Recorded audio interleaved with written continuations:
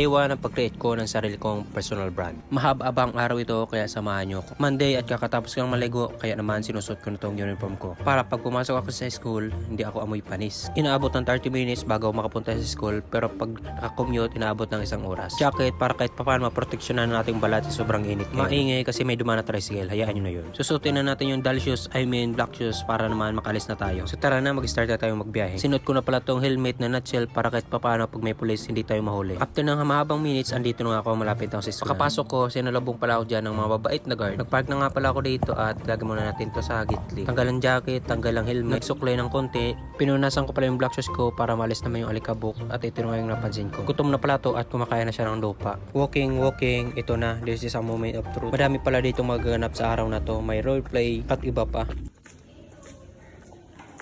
Medyo highlight sa padawat ang paaralan. Hindi ko na talaga to ina-expect kasi palagi naman akong late. Nasanay na kahit yung instructor namin, sanay nang late ako. Magugulat talaga sila pag dumating ako ng maaga. Reporting nga pala sa first subject.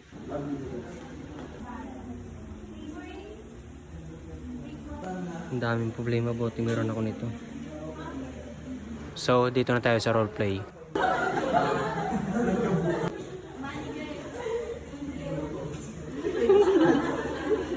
Kami na pala ang magro-roleplay sa culinary course as a entrepreneur student. Gagampanan pala namin dito is failed to deliver customer order. Ayos-ayos ng upuan para naman sa mga customer. Kasi dapat real scenario na nangyayari sa restaurant.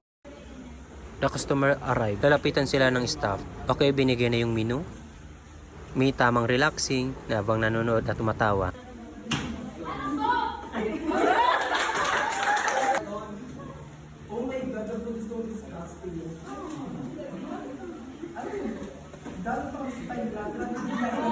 So tatawagin ako kasi ako yung manager dito. So dahil mali yung dineliver na pagkain ng staff namin, ako na lang ang magde-deliver at ako rin ang gagawa. So mali naman yung de-deliver kasi yung in-order nila is adobong karton at yung nag-deliver namin pinakrong batag.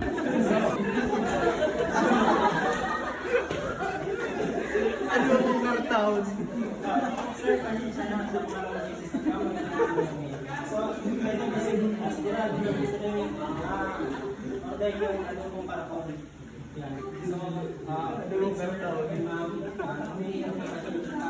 Dahil sa mali yung nasa sa inyo at enjoy and tamag-enjoy.